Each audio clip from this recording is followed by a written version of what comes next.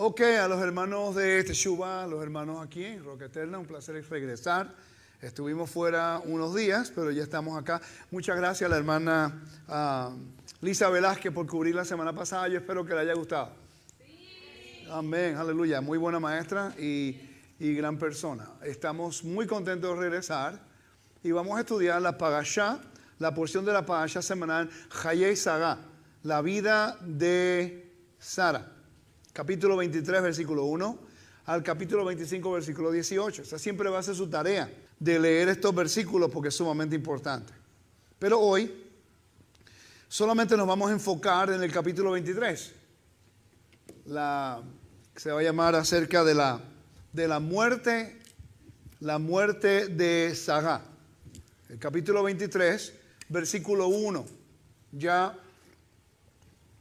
hemos establecido algunas primicias de lo que es convenio. ¿Cuántos de ustedes aprendieron cosas nuevas que no habían escuchado la semana pasada? ¿Sí? 1, 2, 3, 5, 6. Okay. Nacimiento de Isaac. Después está el capítulo de 23, la muerte de Sara y la vida de Sarah. La palabra Hayei Sarah está basada en el versículo 23, versículo 1, dice la vida de Sara. Los títulos de cada porción semanal tienen que ver con lo que dice el primer versículo de ese capítulo que se está leyendo. Esos son los títulos de la porción semanal. ¿Okay? Entonces, cuando leemos el capítulo, nos encontramos con mucha evidencia del antiguo Medio Oriente. Pero si no entendemos la historia del antiguo Medio Oriente, nos vamos a estudiar vamos a estudiar la porción y nos vamos a quedar en el aire, explicando por qué necesitamos saber dónde enterraron a Sarah. Es interesante. Vamos a hablar de bienes raíces en la noche de hoy. Cómo comprar la tierra. Y voy a comenzar de esta forma. Si Israel hubiera establecido la Torá, los 5 libros de Moisés, como su constitución en el 1948, cuando regresaron a la tierra, hoy día pudiéramos nosotros establecer y restaurar toda la tierra de Israel y dejar el problema que hay hoy día con Hebrón, con el este de Jerusalén, que ahora mismo los americanos van a poner un consulado en ese lugar. Estados Unidos, ahora con este gran presidente que se encuentra, su presidente, disculpen, la realidad, está creando caos en todos lugares. Él va a poner un consulado que representa a los palestinos en el este de Jerusalén, mientras Israel al oeste del Monte de los Olivos, dividiendo la ciudad en dos. Cuando la ciudad no le pertenece, ni la tierra le pertenece a los palestinos, sino a Dios. Está usurpando la autoridad de Dios en el convenio que hizo con Abraham, que aprendimos las últimas 2 semanas. Cuando eso ocurre, hay juicio para las personas que establecen esas primicias. Así que ya yo sé lo que va a venir. No soy ningún profeta. Pero como ya yo entiendo el procedimiento bíblico de convenio, ya estamos claros que si Estados Unidos decide dividir la ciudad de Jerusalén o la tierra y se la da a otra persona, cuando la Biblia dice que no se puede dividir la tierra porque le pertenece a Dios, no se puede vender la tierra, le pertenece a Dios. Quiere decir que cualquier persona que se convierta en el mediador de ese intercambio es ilegal de acuerdo a la Torá y tiene juicio. Así que nos preparamos, porque ya sabemos lo que va a ocurrir. Cada país, cada nación que ha tenido mano dentro de la división de la tierra de Israel, pierde su reino. Los otomanos perdieron su reino, los griegos perdieron su reino, los babilónicos perdieron su reino, los persos perdieron su reino. Los ingleses perdieron su reino. Así que estamos ahora proféticamente en el medio de unos eventos muy importantes. Entonces, ¿cómo esta parashá, esta porción semanal, puede decirnos a nosotros acerca de lo que está ocurriendo hoy día en la historia, proféticamente? Declarando el fin desde el principio. ¿Okay? Pero para establecer eso, vamos a tener que estudiar nosotros la ley. La Torá es las instrucciones y dentro de la Torá se encuentran las leyes que establecen leyes civiles, leyes judiciales, leyes de bienes raíces de la tierra, del templo, todas estas cosas. Hoy nos vamos a enfocar en el capítulo 23. Sumamente importante. Le voy a hacer una pregunta. ¿Cuántas cuerdas de terreno compró Abraham cuando compró la cueva de Macpela? ¿Cómo sabemos que es un intercambio legal de bienes raíces? Nos dice que compró un pedazo de tierra por 400 pedazos de oro, bastante caro. ¿Sí o no? ¿Qué grande es el pedacito de tierra? Él lo que quería era solamente la cueva. ¿Y por qué no quería la tierra completa? Esa es otra pregunta. Cuando estudiamos la Biblia tenemos que preguntar el por qué, el dónde, cuándo y quiénes. No sé si escucharon el estudio en la mañana. ¿Ok? ¿Verdad que le sacamos bastante a los eventos de Yeshua entrar al templo volteando las mesas? Te expliqué cuándo fue, cómo fue, qué hicieron y quiénes eran las personas que estaban instigando. Y el por qué. Leemos la Biblia, leemos la Torá y sacamos 5 patas al gato, inventando la rueda todo el tiempo cuando no entendemos algo.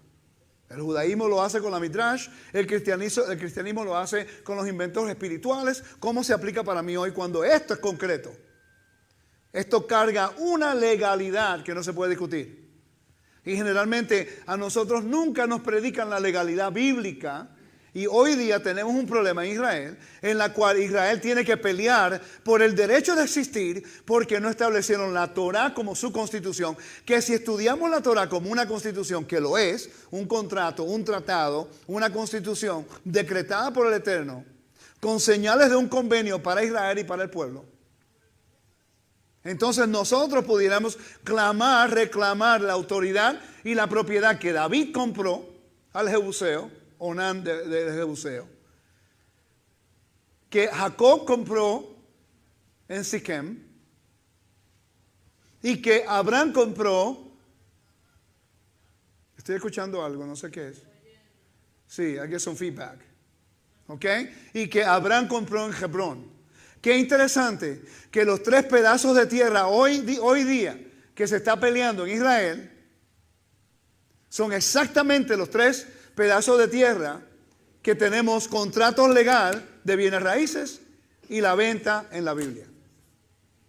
Voy a repetir eso de nuevo. Los pedazos de tierra que están hoy día en conflicto, Siquem, donde la bendición y la maldición, donde se encuentra Nablus hoy día, palestino, que en realidad es Siquem, que Jacob compró. ¿Ok? Jerusalén, el este de Jerusalén, que David compró a Ornán y Arauna, el jebusita. Monte del Olivo, el este de Jerusalén. Y Hebrón, donde Abraham compró la cueva de Macpela, que yo he estado en ese lugar. Esos 3 pedazos de tierra, tenemos la evidencia bíblica que fueron comprados 3.700 años atrás, casi 4.000 años atrás en el tiempo de Abraham, 3.700, 3.500 años después, no sé. Pero como Israel no estableció la Torah como su constitución, no tenemos el derecho legal de proclamar y reclamar esa propiedad. ¿Me están siguiendo? Usted dirá, pero no pensábamos que íbamos a tener un texto político dentro de la parasha del día de hoy.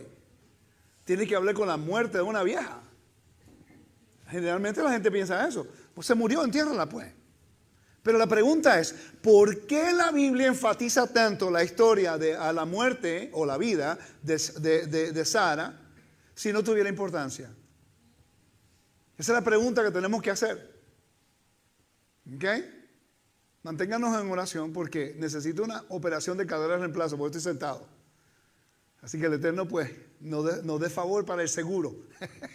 Porque si no tengo que vivir con el dolor para siempre. ¿Ok? Entonces, por eso estoy sentado hoy. Pero seguimos.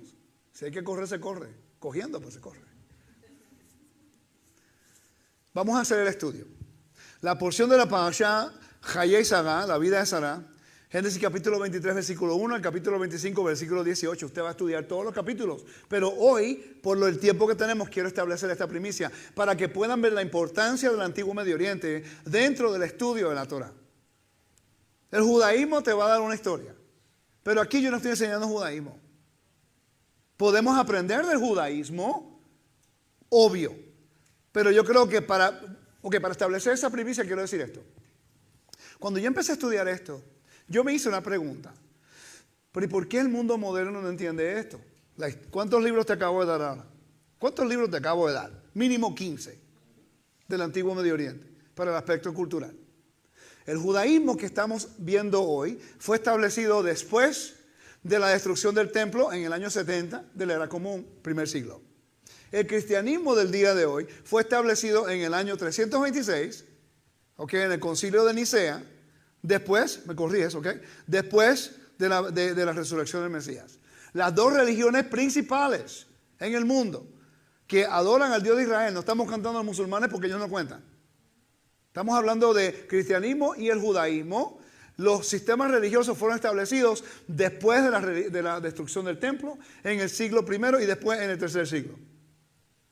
Entonces, el judaísmo moderno te va a explicar esto de acuerdo a una filosofía judía, de acuerdo al esquema del judaísmo. El cristianismo ni lo cubre, porque no leen la Torah. Para ellos se murió la señora. Entiérrenla. Pero no tiene ningún tipo de importancia. Cuando yo me hice esa pregunta, recuerden, cuando estoy hablando de judaísmo y el cristianismo, no estoy atacando a la gente. Estamos hablando de los sistemas religiosos, ¿ok?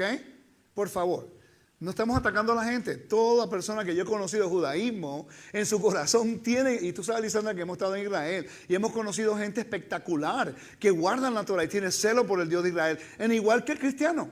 Estoy aquí. Y ustedes enseñando un gran corazón por las cosas del Eterno. Y estamos haciendo una transición, ¿sí? Entonces no estoy hablándoles a ustedes, estamos hablando del sistema religioso. Solamente una salvedad. Porque si no la hago, siempre culpan a uno.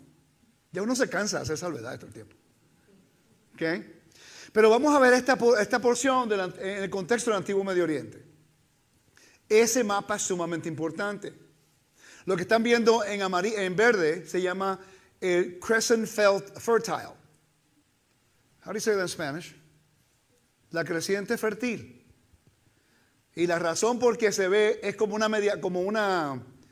la luna cuando sale, un sliver, ayúdame, ¿qué? No sé cómo se dice eso. La razón por qué está en ese lugar donde casi todo el mundo vivía en esa área en aquel tiempo, porque estaba el Éufrates, estaba el Tigris y estaba el río Nilo, había agua. ¿Okay? Entonces, donde habían ríos, en Estados Unidos así. Yo manejaba en Nuevo México, manejando por desierto, una ciudad, un río. Pittsburgh, río. Missouri, río. Donde hay ríos, hay grandes ciudades. Es lógico.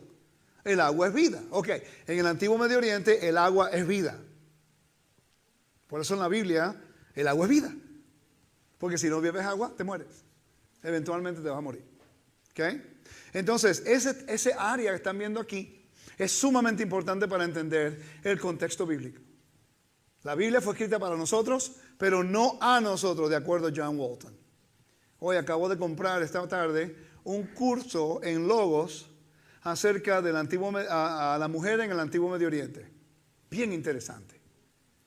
Y ahora, como estamos hablando, y lo compré, porque vamos a hablar acerca de Sara, después Rebeca, después Lea, Raquel, y vamos a hablar de todo ese conflicto de estas mujeres y la familia que trae controversia, que no podemos explicar los eventos que ocurrieron en la vida de los patriarcas basado en todo el problema que ocurrió con Lea, con Rebeca, en Harán, en este lugar que vemos ahí. Harán se encuentra donde estaría hoy día los kurdos, o cerca de Armenia, pues, porque Armenia está un poco más al oeste. Irak, el norte de Irak, es un lugar muy importante. Abraham vivió un tiempo allí y después Jacob vivió 20 años. Quiere decir que ese lugar bíblicamente necesita ser estudiado. Porque Jacob vivió en ese lugar 20 años. ¿Cuánto su vida ha cambiado? ¿Cuánto tiempo usted lleva aquí ya en Estados Unidos? 33 años. Sus hijos, ¿cuánto tiempo llevan viviendo aquí? Toda su vida. 22. Si ellos van a México, ¿podrán entender México ahora cuando ha cambiado tanto? Porque su mente ha cambiado, se ha formado a la mentalidad americana, descendencia mexicana, pero mentalidad americana. Entonces, si Jacob vivió en Harán, en la ciudad con Labán, 20 años, ¿por qué no estudiamos esa área? Si Abraham vino de la tierra de Ur, que se encuentra en donde se llama hoy día Kuwait, en Kuwait o Irak, ¿por qué no estudiamos esa área de Mesopotamia? Si Israel fue exiliado a Siria, que vendría siendo entre medio de Ur y Arán, ¿por qué no estudiamos el imperio sirio? Si Israel Judá estuvo en Babilonia por 70 años, ¿por qué no estudiamos? Lo único que sabemos de Babilonia, que todo es pagano, que vino de Babilonia, pues. Eso es lo único que decimos. Y no es verdad. Y no es verdad. Eso lo prediqué yo mucho hace como 12 años atrás y tuve que arrepentirme por mi ignorancia. Tuve que aprender a educarme. Y no me voy a disculpar por educarme. Hay gente que se enoja que uno se quiere educar. Me van a disculpar. Pero tanto tiempo espiritualizándolo todo es tiempo de ser algo más concreto. ¿De qué sirve vivir en el cielo y no tenemos los pies en la tierra? ¿Sí o no? ¿Cuánto hemos aprendido en los últimos 5 meses? Y este fin de semana aprendiste más de mí que en los últimos 5 meses. El balance de la Torá, la libertad dentro de la Torá, el honor que trae la Torá. ¿Verdad? Todo fue edificante, la enseñanza. En todo, en nuestra vida cotidiana, lo que come, lo que vive, como hace cualquier ceremonia, todo. Eso es lo que la Torá tiene que ofrecer.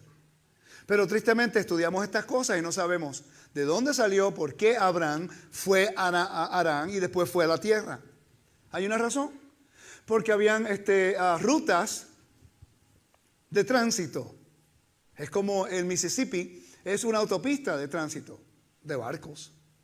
Ahora hay autopistas de automóviles, pero eran de barcos, así era en el antiguo Medio Oriente. El Tigris, el Éufrates y también el Nilo eran autopistas de tráfico de mercancía con barcos, de turismo, de todas esas cosas. Obviamente tú vas caminando por donde están los ríos porque siempre hay agua, hay protección. Hay ciudades, hay protección. Tiene lógica, ¿no?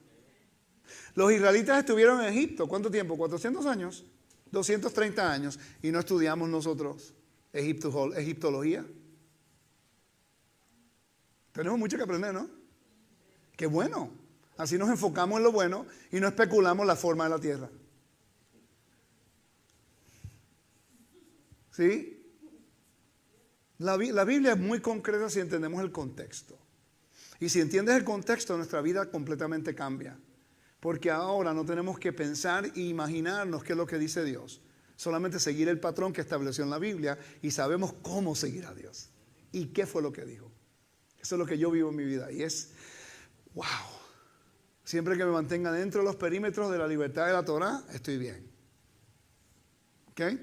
Entonces, el capítulo 23, versículo 4, dice, yo soy un extranjero, aquí ella muere, porque Abraham llevó a Isaac a la montaña, y Lisa explicó eso, ¿no?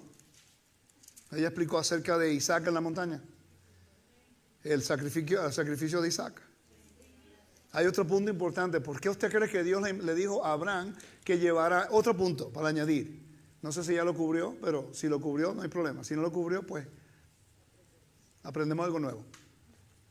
En el antiguo Medio Oriente se pensaba que dar el primogénito garantizaba fertilidad. ¿Ella cubrió eso? Ah, pues entonces no hay que cubrirlo. Gracias, Lisa. Que para los que no me escucharon, pues lo voy a repetir. Ok, entonces, cuando Elohim le dijo a Abraham, toma tu hijo, el único que tienes, él no tenía uno, pero el de la promesa, y llévalo a las montañas, Hagim, no es una montaña, las montañas que yo te enseñaré, ese es Moriah. Allí él construye un altar, pero usted notó que Abraham no titubeó nada. Dios se lo dijo y se lo llevó. Eso no tiene lógica para nosotros hoy día. Si de repente usted está durmiendo y alguna voz le dice, lleva a tu hijo o el primogénito al lugar para que lo sacrifices, tú vas a decir, para que haga sacrificio de tu hijo, tú vas a decir, yo creo que ese fue el burrito malo que me comí anoche. Y vas a cuestionarlo, ¿no? Pero Abraham lo escuchó y enseguida el otro día agarró su familia y se fue. No le dijo a Sara. ¿Okay? Los rabinos dicen que murió hasta que corazón. Y ahí sí que yo lo creería. ¿Ok? Espera cuánto tiempo para tener un hijo y después el marido se lo lleva a una montaña a sacrificarlo. Hello. Entonces, pero el Eterno quería enseñarle a Abraham que el Dios que es Él no necesita que tú des la vida de tu primogénito, en este caso, para garantizar una descendencia, para garantizar la vida que vas a tener más hijos. La ofrenda de Yeshua es otro caso que tiene que ver con restaurar la autoridad de Dios en la tierra. No confundan una con la otra. Aunque sí el patrón de Isaac tiene que ver con el Mesías. Es interesante. Pero Dios no está ofreciendo a su hijo o permitiendo que su hijo muera para que haya fertilidad. Completamente diferente al antiguo Medio Oriente. ¿Están conmigo, no? Y Abraham tenía que aprender quién era el Dios que lo había llamado. Que él es basado en promesas, no en fertilidad. Esa es la clave. Los dioses del antiguo Medio Oriente tenían que ver con el inframundo y la fertilidad. Y el Dios de Israel está enseñándole a Abraham que yo no soy como los dioses de donde tú saliste en Mesopotamia y donde tu papá vivió en Harán. Ahora, Sará muere. Dice, lector, versículo 1 al 3, por favor.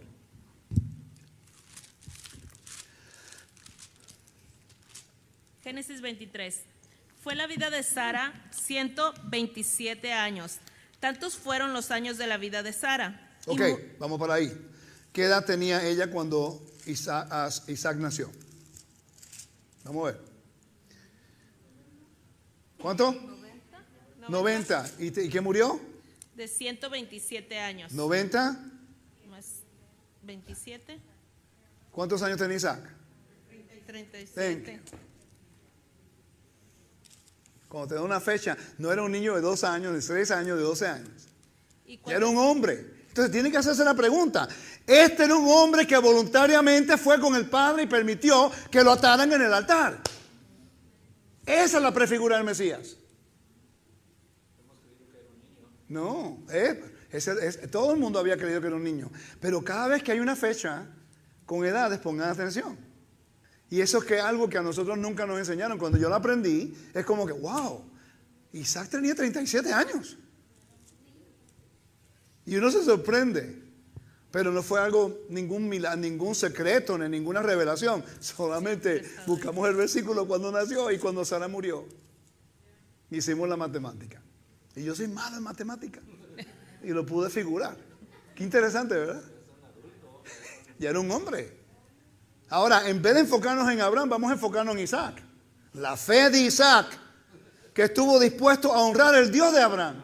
Ajá. Ahora la historia cambia. Sí. El Mesías sabiendo que su redención iba a traer beneficios a toda la humanidad. Voluntariamente. Por eso la historia de Isaac. Se paran los pelos. Porque ahora como que toda la historia cambió. No era un niño que era inocente, no. Eso era un hombre que podía sobrellevar al padre con la fuerza. Y estuvo dispuesto a hacer lo que usted diga. Padre, vamos pues.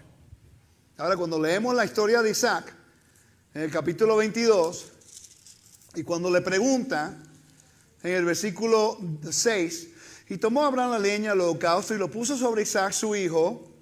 Lo puso sobre Isaac su hijo. Está llevando la leña como Yeshua llevó el madero. Sí. Y él tomó en su mano el fuego y el cuchillo y fueron ambos juntos. Entonces habló Isaac a Abraham su padre y le dijo, Padre mío. Y él respondió, heme aquí mi hijo. Como que ahora todo cambia, ¿verdad? Es como el Padre mío. He aquí el fuego y la leña, mas ¿dónde está el cordero para el holocausto? Y respondió Abraham, Dios se proveerá de cordero para el holocausto, hijo mío, y iban juntos. Cuando llegaron al lugar de Dios le había dicho, edificó allí Abraham un altar y compuso la leña, y ató a su hijo, y ató a Isaac su hijo, y lo puso en el altar sobre la leña. Pero no dice que Isaac se quejó, no dice que Isaac tuvo miedo, no dijo que Isaac, claramente Isaac entendía la cultura. Y amaba, ¿perdón? Era suficientemente fuerte para defenderse. Cualquier hombre de 37 años, así es de chiquitico, se puede defender. Especialmente si me van a matar. Ahí sí que me defiendo, sí, corro lo más rápido que pueda, cogiendo, pero me voy. ¿Ve cómo cambió la historia ahora? solamente entendiendo la edad de Isaac, la revelación del día. Sí. Eso es lo que yo quiero que vean, la belleza de la Torá de mi rey. Decimos, los judíos entienden que eso tiene que ver con Mashiach. Nosotros creemos en el Mesías, pero no podemos hacer estas conexiones. Pero después de un año, usted va a ver el crecimiento en su vida espiritual. Y yo espero en el Eterno que me dé el favor, el conocimiento, la sabiduría, el entendimiento, para poder compartir las bellezas de la Torá de mi rey. Amén. Para que ustedes puedan beneficiar y ayudar a otros a entenderla también. Así es. Porque esto no es algo independiente. Cuando alguien le diga a usted que la historia de Isaac representaba al Mesías, pregúntale, ¿qué edad tenía Isaac cuando lo pusieron en el altar? Y ahí usted tiene una oportunidad de abrir la Biblia y decirle, mira, aquí y acá, ahora la historia cambia. En realidad no era la fe de Abraham. En realidad es la fe de Isaac creyendo en su padre Abraham, que el Dios que él servía era justo. Amén. Creyendo que aunque lo matara a su padre, ese Dios lo iba a resucitar. Ahí entra ahora la prefigura del Mesías.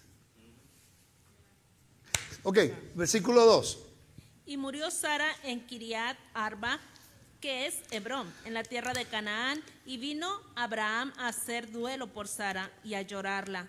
Y se levantó Abraham de delante de su muerta y habló a los hijos de Ed, diciendo, extranjero y forastero soy entre vosotros.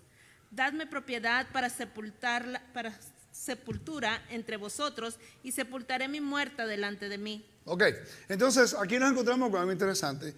Dice leer las páginas 114 y 115 del libro La Biblia en el Antiguo Medio Oriente, y en realidad lo que era es que en el Antiguo Medio Oriente extranjeros no podían, ¿cómo se dice? They didn't have land, no tenían tierra. Quiere decir que cuando él llegó a la tierra de Canaán, y la razón por qué tomó esa ruta, porque otra pregunta, ¿por qué el Eterno puso a Abraham en ese lugar? En la tierra de Canaán. No solamente es la tierra prometida a Seth, que Canaán tomó. Canaán, el hijo de Noé. No le pertenecía a ellos. La tomaron. Entonces, la razón es porque, si ven en el mapa, ese era básicamente el puente entre Asia o Babilonia o Persia y África, Egipto. Era el puente. El Eterno puso a Abraham en el punto logístico más importante del Antiguo Medio Oriente, donde había el mercadeo. Está la vía del mar y está la vía de los reyes. La vía de los reyes estaba a la mano derecha del mar Muerto, y la vía del mar está por la costa en el Mediterráneo. Dos vías principales donde entran por Alon Mogué. Alon Mogué es el valle entre Siquem, donde está la montaña de bendición y maldición, Siquem, Jabrajá, hoy día, donde está Nablus. Y por ahí pasó Abraham, por ahí pasó José, por ahí pasó Isaac, por ahí pasó Jacob, por ahí pasó Israel. Todo el mundo pasa por ahí. Y la pregunta es ¿por qué? Porque eran las rutas más importantes de tránsito del antiguo mundo. Tiene una razón lógica. Ok, continuamos. Entonces, yo soy un extranjero habitando en tierra foránea con ustedes. Déjenme tener un lugar de sepultura entre ustedes para poder sepultar a mi esposa. La compra de Abraham de Macpela de la ley hitita. Dice que era Het. La pregunta es, ¿por qué Abraham fue primero a Egipto cuando había hambruna cuando entró a la tierra? Pero después, años más tarde, él le compra la tierra a Het, el hitita. Esa es la pregunta. No tiene lógica. Porque usted está viendo donde dice Harán. Vean el mapa. Donde dice Harán. Usted sabe que baja acá y después hace como así, ¿verdad que sí? Ok. Esa era la frontera de los límites cuando Egipto dominaba toda la tierra de Canaán hasta el Éufrates. Después los hititas, a la mano izquierda de su mapa hay una isla, es Cipre. Al norte de esa isla se encuentra Anatolia, que es Asia Menor, pero en el tiempo de Abraham eran los hititas. Los hititas y los egipcios siempre estaban en conflicto, tratando de dominar exactamente esa área donde Abraham vivía. La razón por qué Abraham fue a Egipto es porque Egipto dominaba esa área hasta el Éufrates, pero después de un tiempo los hititas dominaban hasta el río de Egipto, que es al sur del Negev. Y por eso que él compró a hitita, porque ahora ellos viven en esa área. ¿Ok? Entonces, en Génesis 23 no ha recibido la atención necesaria desde el punto de vista de la comprensión de los problemas legales hititas subyacentes que preocupaban a Abraham. ¿Por qué no tomó el regalo? Vamos a leer el versículo 11. Vamos a brincar del versículo 5 al 10. ¿Por qué? Porque hay como intercambio de no, pero te lo voy a regalar, no, pero te lo voy a comprar, no, pero te lo voy a regalar, no, pero te lo voy a comprar. Esa era una forma cultural de tratar de preservar honor. Yo quiero entrar en realidad el detalle. Comienza con el versículo 9, hermana, por favor. Versículo 9. ¿Para qué me de la cueva de Macpela, que tiene al extranjero de su heredad, que por su justo precio me la dé, para posesión de sepultura en medio de vosotros? Ok, mira lo que dice aquí. Déjame leer el versículo 8 de nuevo. Y habló con ellos diciendo: si tenéis voluntad de que yo sepulte mi muerta delante de mí, oídme e interceded por mí con Efrón, hijo de Zohar, para que me dé de la cueva de Macpela, que tiene al extremo, ponga atención, eso es sumamente importante, que tiene al extremo de su heredad. No está pidiendo un pedazo grande de tierra, está pidiendo una cueva como en una esquina de la propiedad. Sumamente importante, lo vamos a entender ahorita. Que por su justo precio me la dé, para posesión de sepultura en medio de vosotros. Este Efrón estaba entre los hijos de Het, y respondió Efrón eteo a Abraham, en presencia de los hijos de Het, de todos los que entraban por la puerta de la ciudad, diciendo: no, señor mío, óyeme, te doy la heredad, te lo doy también la cueva que está en ella. O sea, Efrón quiere venderle la cueva y la heredad completa. La pregunta es ¿por qué? Porque Efrón quería venderle la heredad completa y porque Abraham solamente quería la cueva. Hay una razón legal de eso. ¿Por qué la Biblia está haciendo un caso acerca de ese punto si no tiene importancia? ¿A qué nos interesa a nosotros en el siglo XXI entender una discusión entre dos diferentes personas que vivieron tanto tiempo atrás?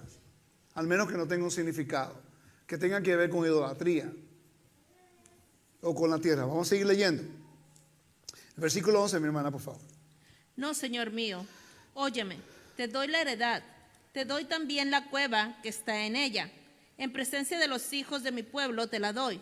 Sepulta tu muerta. Entonces Abraham se inclinó delante del pueblo de la tierra y respondió a Efrón en presencia del pueblo de la tierra, diciendo: antes, si te place, te ruego que me oigas. Yo daré precio de la heredad. Tómalo de mí y sepultaré en ella a mi muerta. Ya, por fin él dice: ok, cállate, ya te voy a dar dinero. Ya se murió mi esposa, tengo que enterrarla. Mira la pantalla. Abraham's purchase, la venta y la compra de Abraham en Macpela, de acuerdo a la ley hitita, por Manfred Lehman. Dice: sin embargo, si estudiamos las leyes hititas involucradas en esta transacción, descubrimos una controversia completamente diferente entre los dos hombres. El código hitita. Ahora estamos entrando en el código legal. ¿Qué es el código hitita? En 1905 por ahí, o en 1890 al 1920, hubo un gran descubrimiento de unas tablas de barro de los hititas. Eso lo que hizo, movió la Torá. Ok, en el tiempo de Moisés, o en el tiempo de los reyes, y en el tiempo, en los 1800 a los 1900, a la primera parte de 1900 del siglo XX, había gran discusión entre los teólogos y los eruditos acerca de si Moisés escribió la Torá o no. Son un argumento increíblemente, bueno, que hay muchas personas que se llaman los minimalistas. Ellos dicen que Moisés no escribió la Torá, que hay diferentes escuelas, okay, que no quiero. Por cierto, si tú vas a la universidad y estudias eso, mucha gente termina dudando de la Biblia. ¿Ok? Importante tener un balance. Entonces, a lo último del siglo XVIII, siglo XIX, perdón, al principio del siglo XX, hubo un gran descubrimiento en Anatolia, que se llama Turquía hoy día. Descubrieron grandes cantidades de tablas de barro con la vida cotidiana de los hititas. Y encontraron que la estructura de un convenio se alineaba con la estructura que Moisés determina y escribió en el libro de Deuteronomio. Quiere decir que los eruditos pensaban que la Torá fue escrita durante el tiempo de los reyes. Vamos a poner aquí que Moisés en realidad no escribió la Torá, porque no había evidencia de una estructura de convenio que se alineaba con la Torá hasta que encontraron los documentos hititas. Y Mendenhall encontró que la estructura de un convenio hitita seguía el mismo patrón de la estructura del libro de Deuteronomio que lo escribió Moisés 40 años después de Monte Sinaí. Quiere decir que la Biblia ahora se movió del tiempo de los reyes y le da veracidad a Moisés como el único autor de la Biblia. El problema fue que cuando entendieron esto, hicieron un artículo en alemán. Primera Guerra Mundial, después Segunda Guerra Mundial. Obviamente a la gente no le interesaba estudiar estas cosas. Después de la Segunda Guerra Mundial, y yo leí este artículo, por cierto, después de la Segunda Guerra Mundial, encontraron la evidencia y la tradujeron al inglés o a cualquier idioma y encontraron entonces que sí estaba la evidencia de que Moisés sí escribió la Torá basado en todas estas cosas legales. Así que cuando el argumento de que Moisés no escribió la Torá, eso fue derribado hace 40 años atrás. Cuando alguien me dice, no, que Moisés no escribió la Biblia, no está estudiando. ¿Ok? Dice, sin embargo, si estudiamos las leyes hititas involucradas en esta transacción, descubrimos una controversia completamente diferente entre los dos hombres. El código hitita. Ley 5, que se encuentra en Bogashkoy, en Asia Menor o Turquía, entre las ruinas de Hattusas, que fue destruida alrededor de 1200 antes de la era común, pero floreció como la capital del imperio hitita entre el 1800 y el 1200 antes de la era común, antes del Mesías. Contiene 209 párrafos conocidos, de los cuales los párrafos 43, 47, 48 y 169 contienen leyes inmobiliarias. Uno de los recursos de esto que se puede ver es el Ancient Near Eastern Text by Pritchard, el texto del Antiguo Medio Oriente by Pritchard. Si usted habla inglés, cómprelo si va a estudiar la Torá. ¿Ok? Porque no lo tenemos en español. Y hay mucha información para traducirla. Así que vamos a orarle al Padre que nos dé $1 billón para contratar a una persona que haga traducción a todas estas cosas. Porque nuestro pueblo latino no tiene a su disposición los recursos que necesitamos. Si usted supiera el tipo de trabajo que tengo que hacer yo. Comprando el documento, comprando los libros y después traduciendo los libros, entenderlo y después traducirlo. Ay, Dios. Quiero darle gracias a Lisa Velázquez por ayudarme a traducir este estudio hoy. Me ayudó traduciendo. Sí, muchas gracias, Lisa.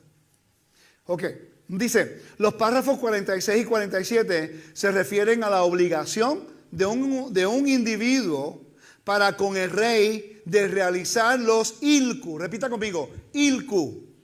O servicios feudales derivados de la propiedad de la tierra. Ahora entiende por qué Abraham no quería comprar la heredad. Porque si compraba la heredad, él tenía que dar tributo al rey de los hititas cuando él ya había hecho un convenio con Dios. Él solamente quería comprar la esquina, la cueva, porque si compraba la cueva no estaba ahora directamente conectado con la heredad y no tenía que pagar tributo al rey. Dice los párrafos 46 y 47, ¿me siguieron ahí esa? Ustedes vinieron a un estudio bíblico y terminaron un estudio histórico. Ok. Dice, los párrafos 46 y 47 se refieren a la obligación de un individuo para con el rey de realizar los ilku o servicios feudales derivados de la propiedad de la tierra. Los siguientes pasajes son muy importantes para nuestro estudio. Leemos, el código hitita Ley 46 y 47 como precedente legal, sabiendo que fueron escritos durante el tiempo donde Abraham, Isaac y Jacob vivieron. Ya no podemos descartar un recurso primario. Así establecemos nosotros la evidencia y la credibilidad como creyentes. La especulación y la filosofía y la psicología solamente te lleva hasta cierto punto. Tenemos que primero establecer lo físico para entender lo espiritual, así como nos dijo Pablo. Dice, si en una aldea alguien tiene campos feudales, como que hace un poquitico de calor, ¿no? ¿Me pueden ayudar con eso? No me frisen, no me calienten ese calor. Gracias, familia, los quiero mucho. Si en una aldea alguien tiene campos feudales como herencia, si todos los campos le han sido entregados, prestará los servicios. Si los campos le han sido entregados solo a una pequeña parte, no prestará los servicios. ¿Me siguieron? Los prestará desde la casa de su padre. En otras palabras, vamos a repetir. Si vamos al versículo, el versículo 9 dice que, puede leer el versículo 9 del capítulo 23. Para que me dé la cueva de Macpela, que tiene al extremo de su heredad, que por su justo precio me la dé para posesión de sepultura en medio de vosotros. Ok, ya que leíste eso, él quería ¿qué? El extremo de una cueva de la heredad. No quería la heredad. ¿Estamos claros en eso, no? Ajá. Vamos a leer esta ley de nuevo. Dice, si en una aldea, léanlo conmigo, si en una aldea alguien tiene campos feudales como herencia, si todos los campos le han sido entregados, prestará los servicios. Los servicios es el ilku.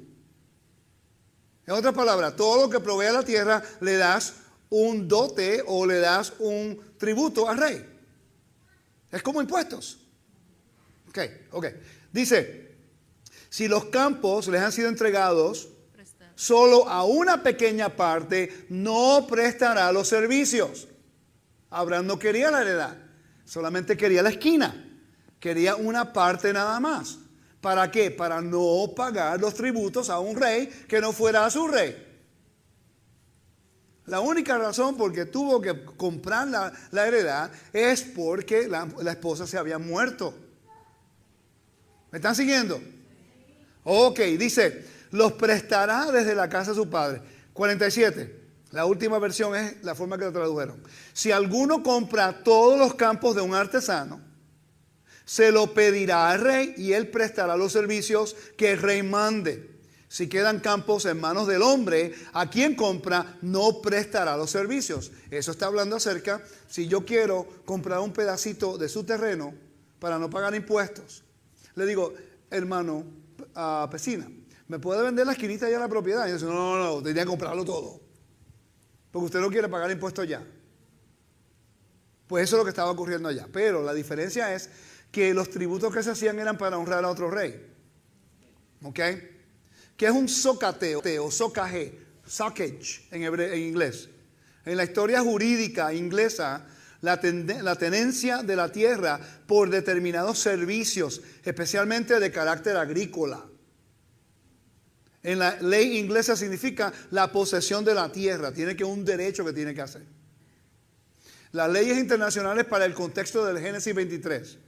Por tanto, el código hitita dictaminaba que la obligación de realizar el servicio ilku, ¿saben lo que es el ilku, no? ¿Sí? ¿Están conmigo? El ilku son los derechos de la tierra, un tributo, ¿ok? Se confería al comprador solo cuando toda la propiedad del vendedor pasara a manos del nuevo propietario. Estas leyes se aplican tanto a la herencia como a la compra. Los estatutos mencionados encuentran una aplicación completa en Génesis 23. Familia, quiero hacer la pregunta, ¿me están siguiendo? Sí. Esto es muy importante porque te da el ejemplo como la Biblia carga también una legalidad de bienes raíces. Y no lo vemos. Porque no vemos la Biblia de esa forma.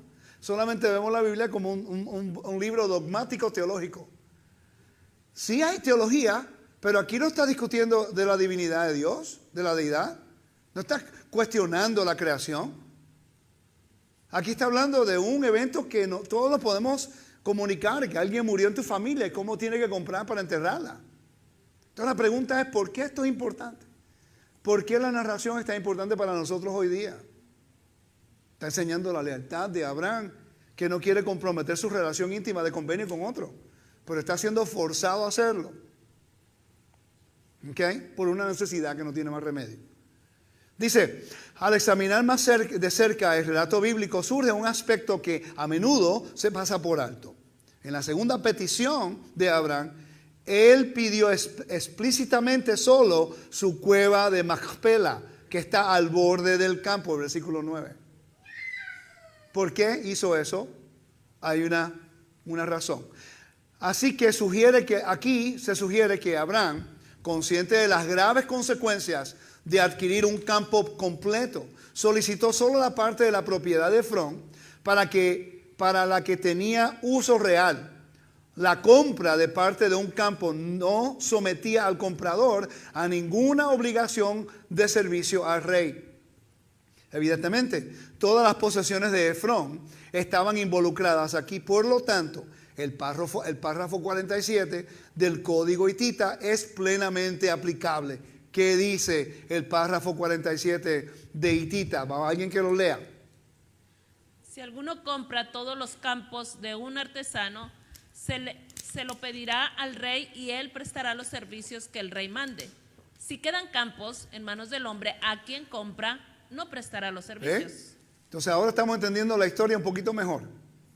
El conflicto de por qué. No, yo solamente quiero la esquina. No, pero cómpramelo todo. Es que yo quiero la esquina. No, pero cómpralo todo. Es que yo quiero la esquina.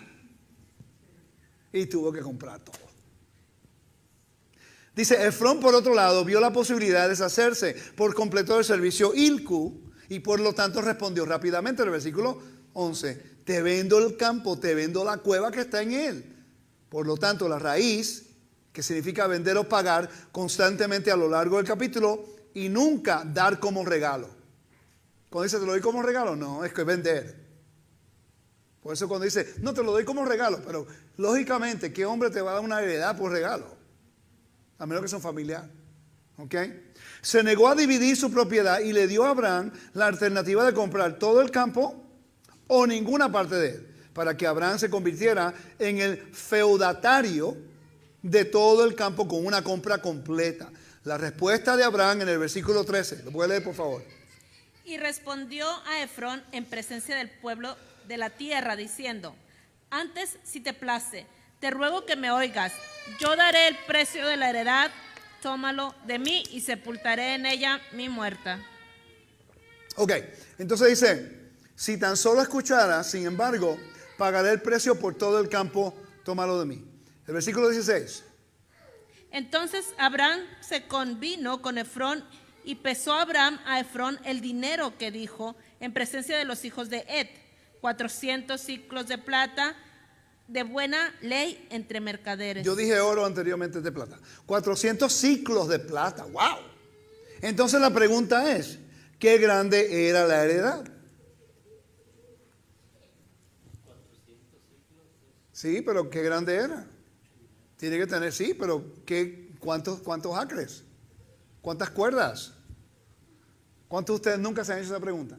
No. Hoy vamos a investigar y hoy lo vamos a saber. Porque las leyes hititas te dicen el precio de un acre.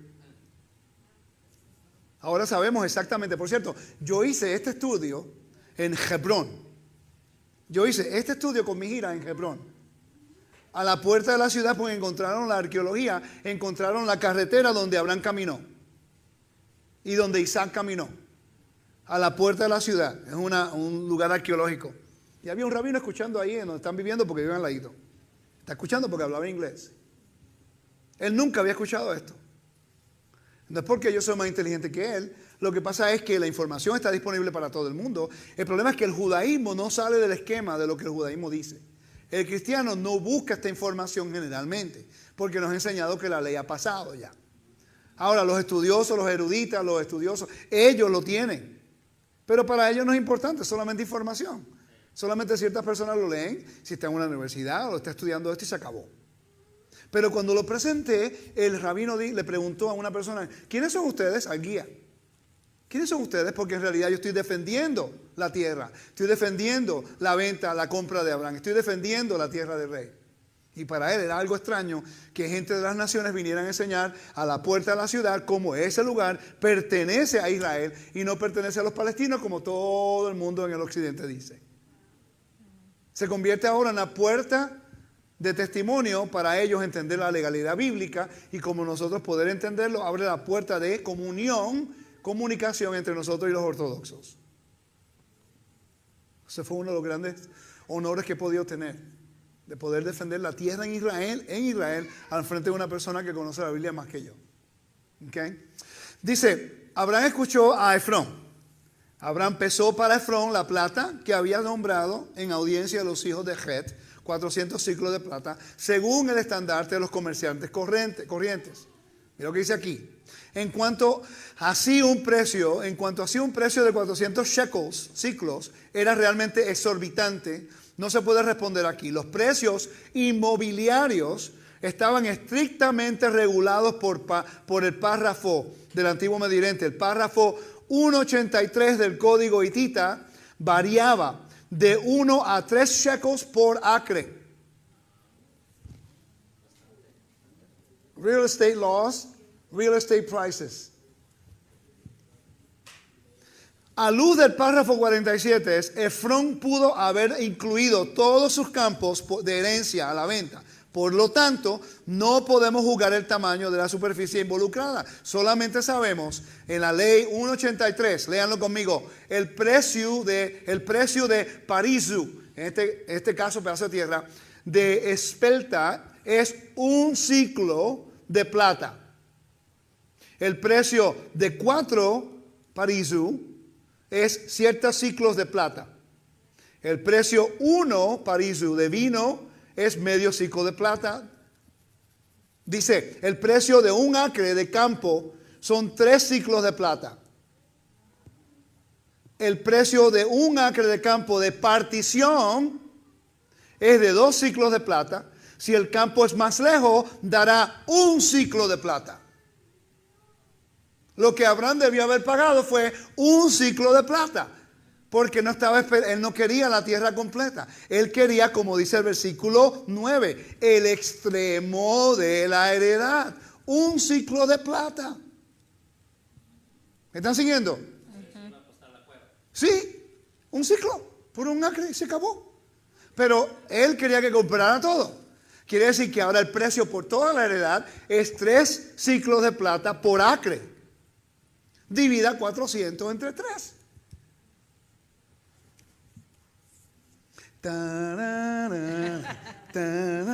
Nadie conoce esa canción. Nadie conoce.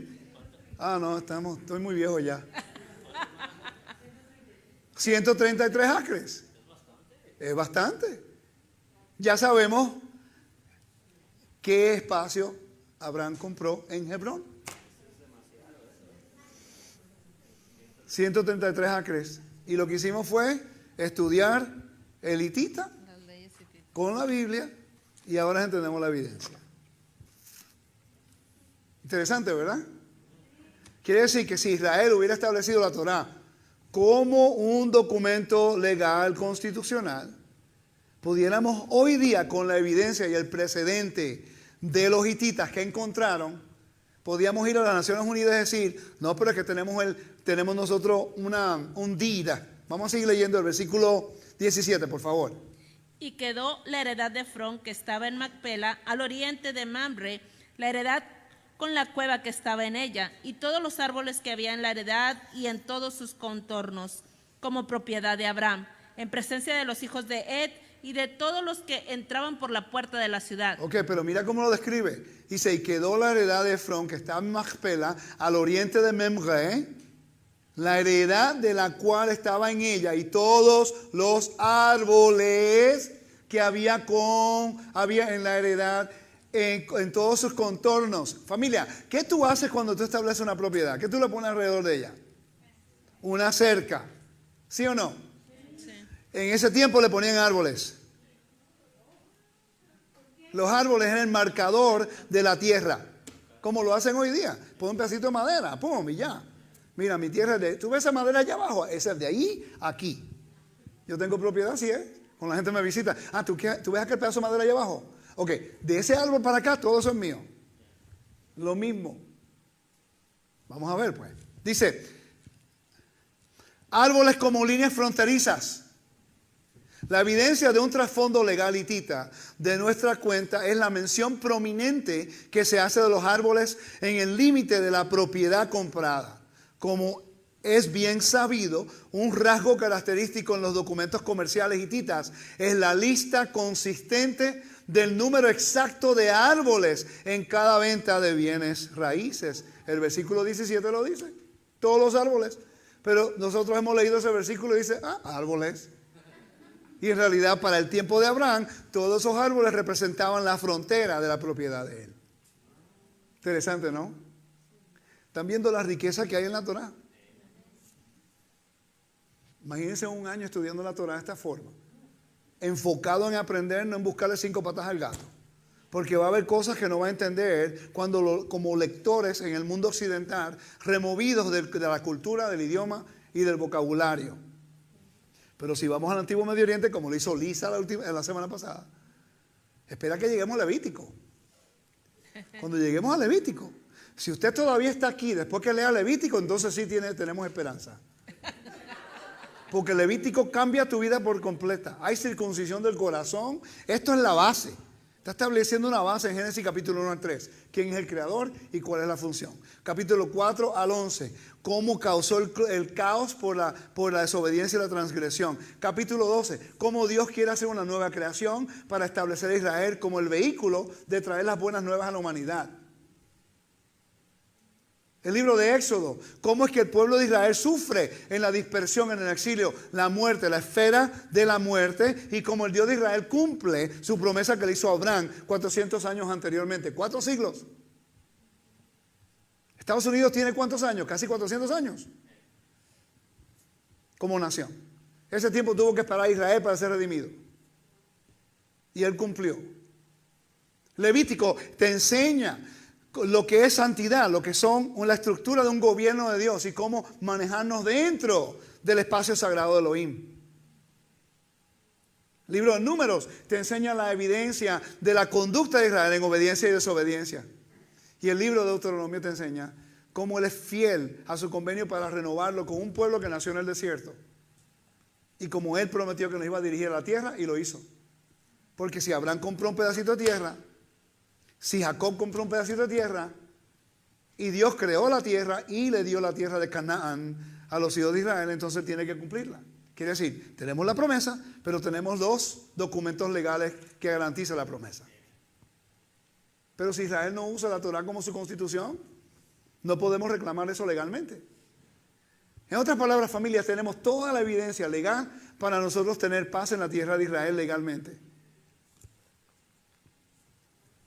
Dice, el versículo 17 hace que sea prácticamente seguro el acto legal real, escrito o no escrito, entre Abraham y Efrón. Hizo mención específica del número exacto de los árboles de la propiedad. ¿Aprendimos algo nuevo hoy? Me tomó 1 hora para hablarles a ustedes acerca de un capítulo. Pero no lo hice trayendo una aplicación espiritual. Lo único que comparamos fue el capítulo 22 de Isaac con el Mesías. No estuvo todo allí. Pero después va la muerte de Sará. Pudimos entender en el primer versículo del capítulo 23 qué edad tenía Isaac cuando fue puesto en el altar. Tantos eventos, uno detrás de otro aquí. Vamos a ver el capítulo 24, versículo 1. De versículo 1 al 4, por favor. Era Abraham ya viejo y bien avanzado en años, y Jehová había bendecido a Abraham en todo. Y dijo Abraham a un criado suyo, el más viejo de la casa, que era el que gobernaba en todo lo que tenía: pon ahora tu mano debajo de mi muslo, y te juramentaré por Jehová, Dios de los cielos, Dios de la tierra, que no tomarás para mi hijo mujer de las hijas de los cananeos, entre las cuales yo habito, sino que irás a mi tierra y a mi parentela, y tomarás mujer para mi hijo Isaac. Ok, no vamos a leer el capítulo entero. Vamos a hablar acerca del versículo 1 al 4 y nos vamos a quedar aquí el resto del tiempo. Porque aquí se le dice, no tomarás ninguna de las hijas de los cananeos, entre los cuales yo habito. ¿Por qué? ¿Por qué manda a Eliezer? Y por cierto, usted sabe cómo hizo el juramento, ¿no? No, así no se hacía. Le agarró las joyas. ¿En serio? Tenía que ser algo sagrado. Eso es algo que nosotros no entendemos porque tenía que ver con la descendencia.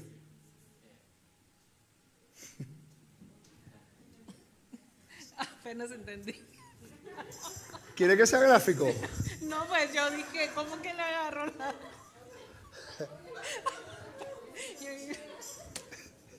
Delay reaction. Pero no puede ser tan gráfico, todavía tiene que haber un tipo de... Dice debajo del muslo, pero se sabe que era otra cosa. Porque tenía que ver con una herencia y un juramento. Es algo serio. Para tú agarrar eso, hello. Es algo serio. ¿Me están siguiendo? No me miren mal, eso es lo que esa es la cultura del tipo Medio Oriente. ¿Ok? Gracias al Padre que no vimos ese momento ahora, ¿verdad? Habla un juramento.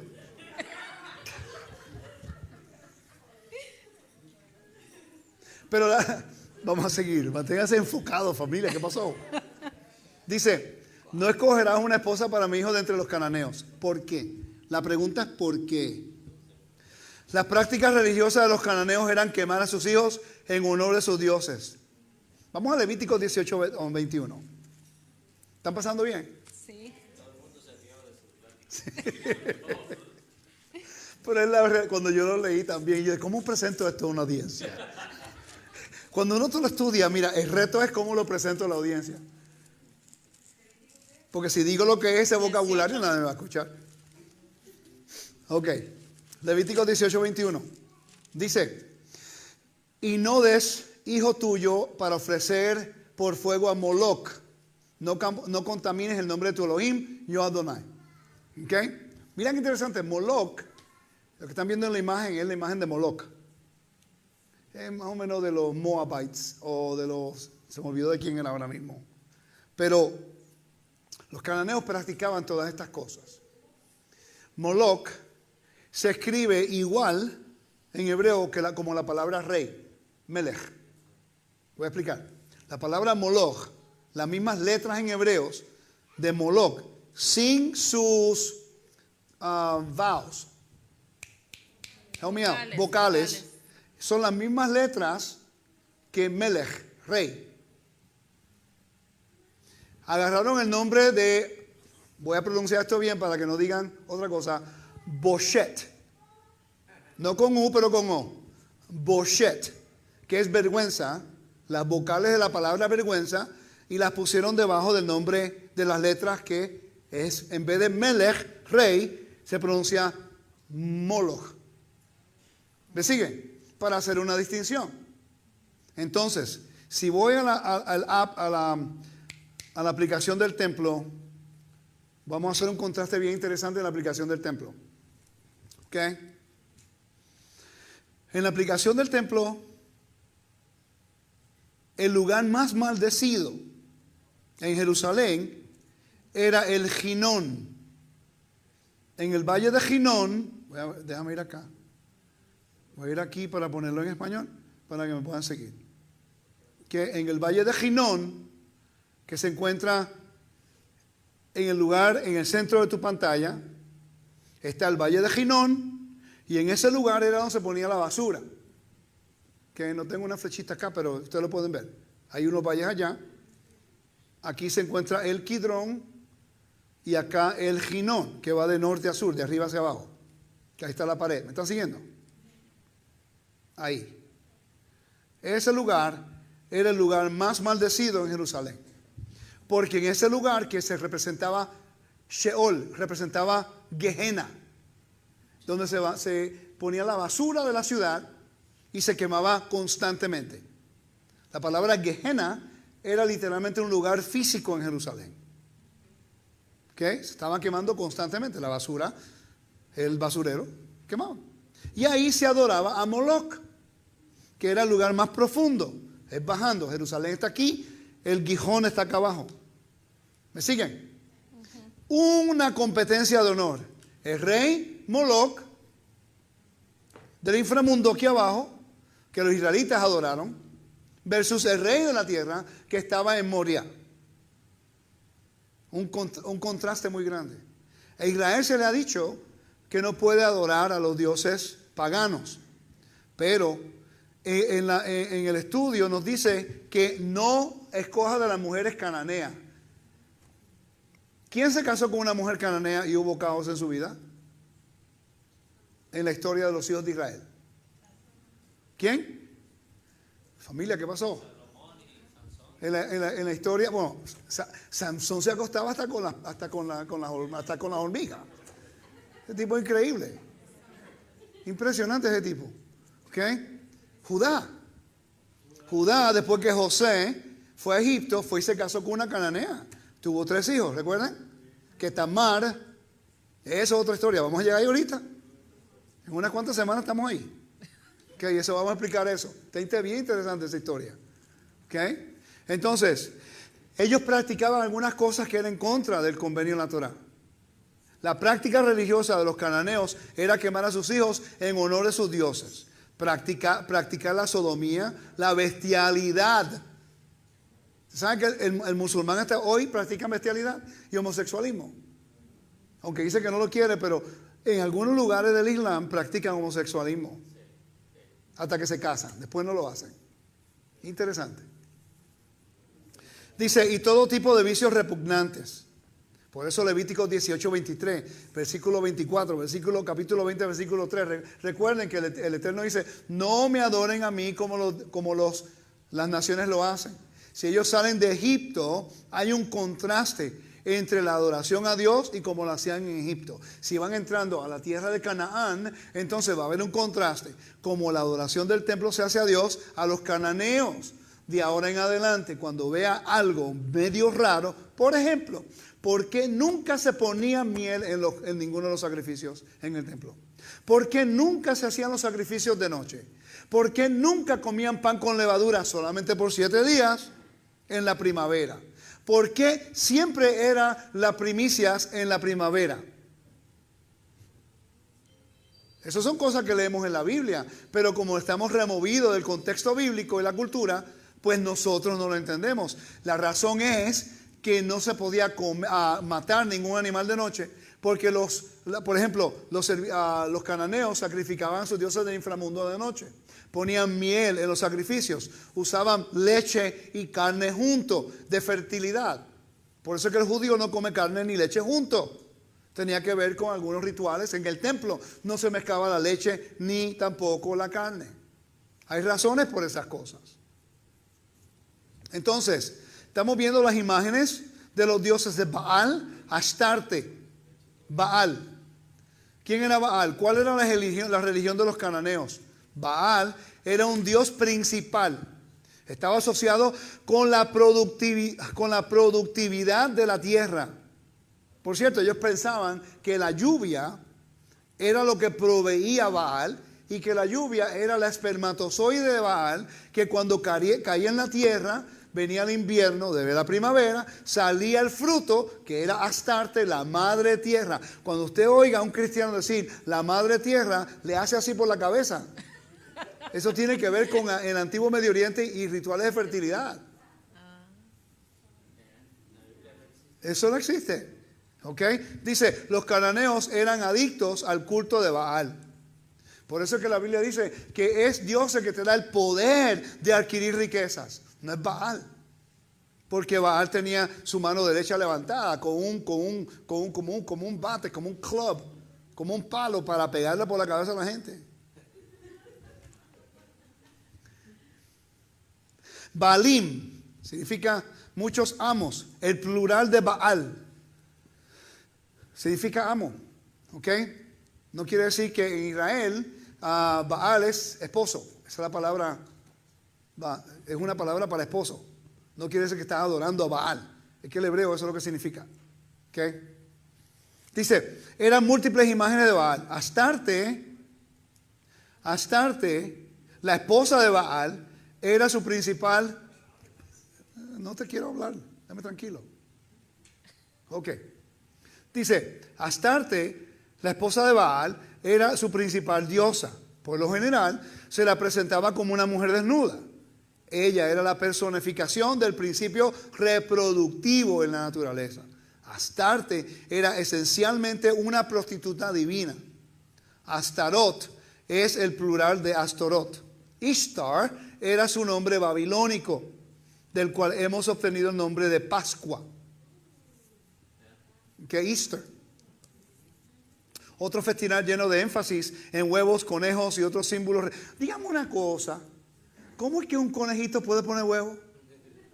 Explíqueme en eso. Anyway, seguimos. Dice, Astarte era su nombre griego y romano. Los templos de Baal y Astartes solían estar ubicados juntos. Acera era un poste sagrado, un cono de piedra en el tronco de un árbol que representaba a la diosa. Las sacerdotisas eran prostitutas en el templo. Por eso en el templo de Dios no se permitía ninguna mujer como sacerdotisa. Por eso la mujer de Israel tenía que ser una virgen si no estaba casada. Por las prácticas de fertilidad. Los sodomitas actuaban como prostitutas masculinas en el templo, tanto con mujeres como con hombres. La adoración de Baal, Astarte y otros dioses cananeos consistía en orgías muy extravagantes. Sus templos eran centros de vicio. Se llama imitie die en latín. Estás imitando a tus dioses. Si Baal se casaba con su hermana, pues se casó con Aná también. Si se casaba con su hermana, entonces si tú sirves a Baal, te puedes casar con tu hermana. Ahora vemos por qué el libro Levítico establece unas leyes muy estrictas acerca de quién te puedes casar y con quién no te puedes casar. Para hacer un contraste de lo que es Kedusha, santidad. ¿Me están siguiendo? Ajá. Todo esto basado en el hecho de que a Abraham se le dijo, no tomarás mujer de Canaán. ¿Por qué? ¿Ok? Ahora déjeme darle algunas notas arqueológicas registradas durante una investigación de la religión cananea. En las excavaciones en Gezel, entre el año 1904 al 1909, McAllister, que fue apoyado por el Fondo de Exploración Palestina, el PLF, muy importante. Esta gente eran ingenieros, eran estudiosos bíblicos como Khan Rashid, se me olvidó ahora mismo, se me olvidó. Wow, Wilson, okay, se me olvidó, Warren, Periotti, Khan Rashid. Habían sobre 15. He tenido que estudiar todo el trabajo de esa gente para estudiar lo que hicieron en Jerusalén, lo que hicieron, los descubrimientos que hicieron. Okay? Muy importante. Se encontró en el estrato cananeo que había precedido a la ocupación israelita de aproximadamente 1500 años antes de la era común. Las ruinas de un lugar alto que había sido templo en la que adoraban a su dios Baal y a su diosa Asterot, más conocida como Astarte. Ahora entendemos por qué el Eterno dice, el principio del año de Israel va a ser en la primavera, así como los cananeos, así como los como los babilónicos, así como todos en el Antiguo Medio Oriente, por los ciclos de la agricultura. Las lluvias tardías, las lluvias tempranas y cuando salía el trigo, cuando salía la cebada, cuando salían los frutos. ¿Por qué? Para hacer el contraste. Que cuando tú traigas en las primicias, tú no se la vas a llevar a Asherah o Baal, se la va a dar al Dios de Israel. Para que los cananeos sepan que no es los dioses de fertilidad que da la lluvia, sino que es el Dios de Israel que tiene dominio sobre los cielos y la tierra. La historia de Elías tiene que ver con esto. ¿A quién adoraron? Los profetas de Baal. A Baal. Y Israel adoró a Baal. Y no hubo lluvia. ¿Por qué? Porque Dios es el que tiene dominio sobre la tierra. Ellos pensaban que era Baal. Por eso empezaron a adorar a Baal con un altar y el Dios de Israel en el otro altar. 12 piedras representando las 12 tribus, que Dios hizo convenio con Israel. Y después él oró al Dios de Israel y el Dios de Israel cumplió lo que hizo. Después, ¿qué hizo Elías? Mató a los falsos profetas de Baal, de acuerdo a Deuteronomio capítulo 13. ¿Ok? Y después, ¿qué hizo? Hizo una oración y vino la lluvia, enseñándole a todo el mundo que es el Dios de Israel, Adonai hu Elohim, Adonai hu Elohim, Adonai hu Elohim, Adonai hu Elohim. Eso fue lo que dijeron, que Dios, Elohim, es el único Dios. Ahí fue cuando él se declaró una vez y para siempre entre el reino del norte, de que el Dios tiene posesión y dominio sobre la creación. El lugar alto era un recinto de 150 por 120 pies, rodeado por un muro abierto al cielo, donde los habitantes celebraban sus fiestas religiosas. Dentro de los muros habían 10 toscos pilares de piedra, de 5 a 11 pies de altura, ante los cuales se ofrecían los sacrificios. Debajo de los escombros de este lugar alto, interesante, cuando el levita dice, cuando miras los montes, ¿qué es lo que dice el Salmo? ¿De dónde qué? Mi socorro viene de Jehová, que creó los cielos y la tierra. ¿Qué fue? ¿Que el levita se levantó siendo poético ese día? ¿O está haciendo un contraste entre los dioses de los israelitas en los altos montes y diciéndole al pueblo en el templo, ¿de dónde proviene su salvación? De ese monte. El monte donde está el templo de Dios, no el monte donde se encuentran los dioses de los cananeos. Es un contraste de uno al otro. ¿Ok? Debajo de los escombros en este alto lugar alto, McAllister encontró una gran cantidad de frascos que contenían los restos de los niños que habían sido sacrificados a Baal. Toda la zona resultó ser un cementerio para bebés recién nacidos. Algo así como el contenedor de basura detrás de una clínica de abortos. Es lo mismo, estamos practicando lo mismo hoy día. ¿Cuántos millones de niños han muerto en los últimos 40 años? Eso es homicidio. ¿Usted no cree que nos vamos a guardar inocentes de eso? Va a haber juicio en esta nación y va a ser fuerte. Ya empezó. Otra práctica horrible fue lo que llamaron sacrificio de fundación. Cuando se iba a construir una casa, se sacrificaba un niño y su cuerpo se incrustaba en la pared para traer buena suerte al resto de la familia. Por eso es que la Biblia redime al primogénito. No lo mata. El contraste más grande. Wow. Muchos de estos se encontraron en Gezer. También se ha encontrado en Megiddo, Jericó y en otros lugares. Además, en este lugar alto, bajo la basura, McAllister encontró enormes cantidades de imágenes y placas de Astaret con órganos sexuales groseramente exagerados, diseñados para fomentar sentimientos sexuales. Otro dios cananeo mencionado en la Biblia es Moloch, la deidad por el sacrificio de niños. Moloch en realidad significa rey y era el principal deidad de los amonitas. Su estatua era un latón y descansaba sobre un pedestal o otro del mismo material. Su cabeza, parecida a la de un becerro, estaba adornada con un cuerno y sus brazos estaban extendidos en actitud de abrazar a quienes se le acercaban. Sus devotos lo dedicaron a sus hijos y cuando se hizo esto calentaron la estatua a una temperatura alta con un fuego en el interior. Y luego los bebés fueron sacudidos sobre las llamas y pasados a través de los brazos extendidos como una ceremonia de depuración o purificación para asegurar el favor de la supuesta deidad. Levítico 18:21 dice que no lo haga. Ahora entendemos por qué la Biblia dice que no lo haga.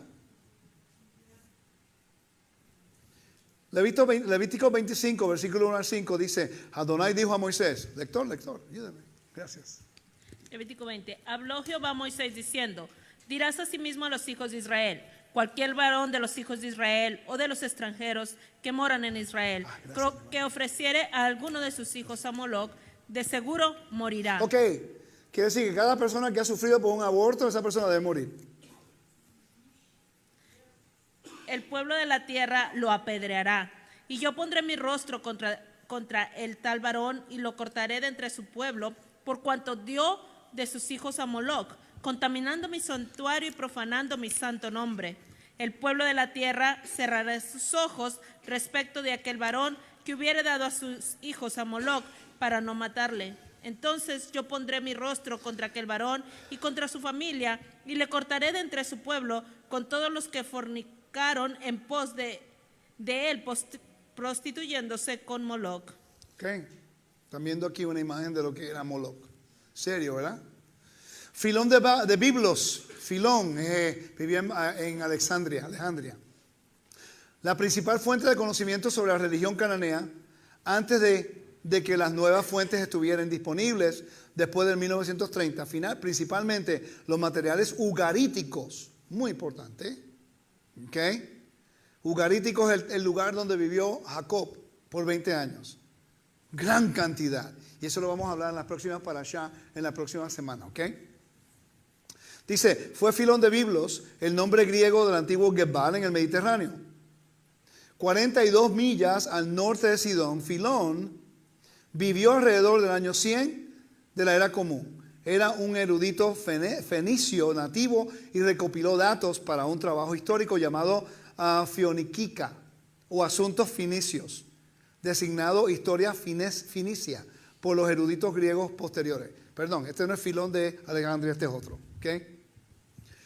Dice, en una poesía ugarítica, dice, el resumen de la mitología fenicia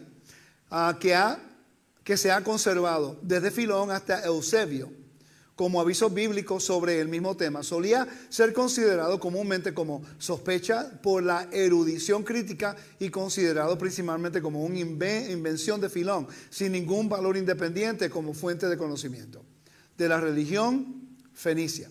Esta actitud escéptica desapareció como consecuencia de la recuperación de la literatura épica religiosa de Ugarit en la costa norte de Siria en el 1927 al 37. Eso cambió todo.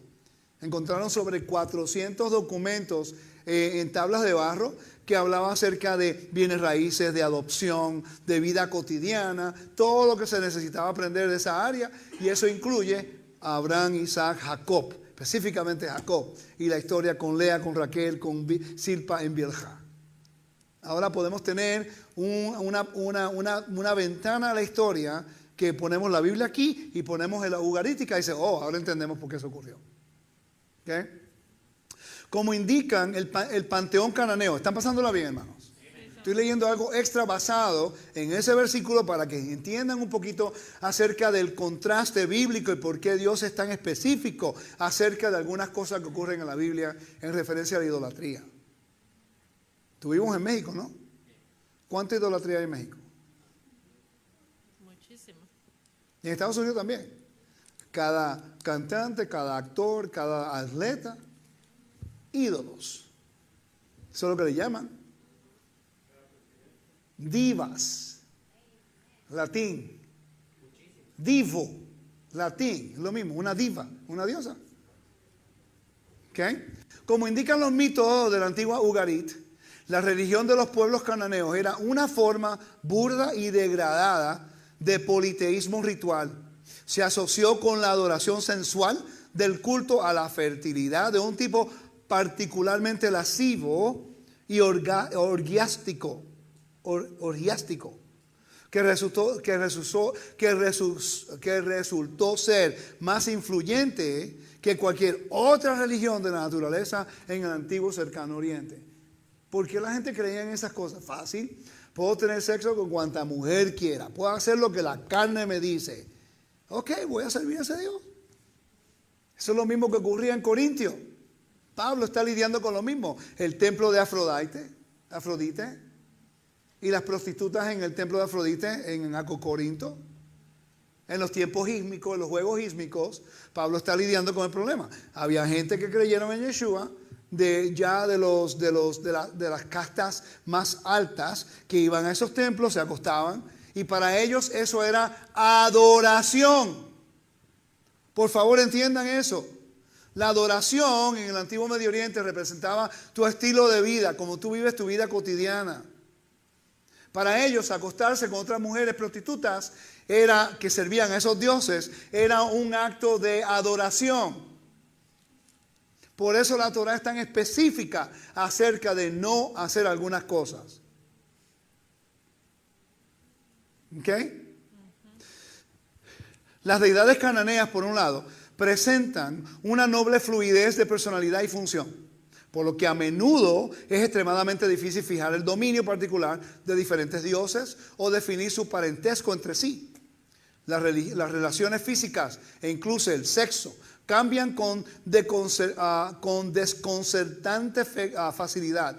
Este es uno de los aspectos tremendamente irracionales de la religión cananea, indicativo de su naturaleza corrupta. Por otro lado, las deidades cananeas tienen en su mayor parte nombres etimológicamente transparentes, un hecho que parece apuntar al panteón cananeo como representante de un tipo de politeísmo más crudo y primitivo. Prostitutas del templo. Cuando los archivos de Ugarit, una antigua ciudad que habla semita en Siria, comenzaron a interpretarse, rápidamente se hizo evidente que la religión de Ugarit era similar a la religión cananea, vilipendiada en la Biblia hebrea. Miles de tablillas de arcilla que datan de la edad de bronce final, 1300 al 1200 de la era común. Herodoto informó una costumbre totalmente vergonzosa. Herodoto era un gran historiador. ¿Okay? Dice, por las cuales cada mujer, oigan esto, porque esto va a establecer la historia de Judá con Tamar.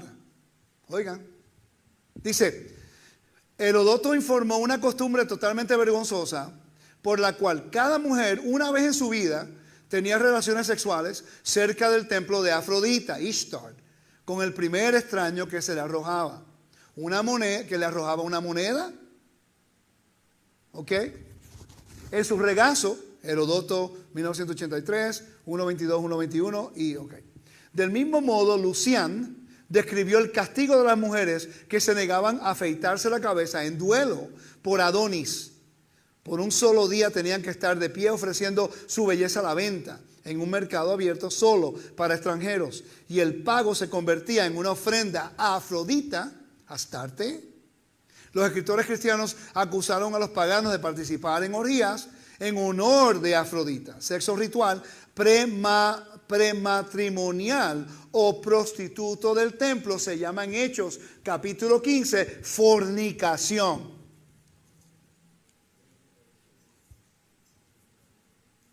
Voy a repetir eso porque a todos nos enseñaron que fornicación es sexo antes del matrimonio. No, sexo es matrimonio. Es convenio. Tú te acuestas con una virgen, generalmente la mujer rompe y hay sangre. Convenio. ¿Ok? La fornicación en la Biblia tenía que ver con la idolatría del sexo ritual. Si vas a los Juegos Olímpicos y te acuestas con una prostituta, los olímpicos eran dedicados a los dioses. Si vas a Mardi Gras, que todo el mundo va y rumbea y tienen sexo, están a los dioses paganos. Fiestas patronales, lo mismo. Interesante, ¿verdad? Entonces, ¿qué se aplica a esto con la historia de Judá y Tamar?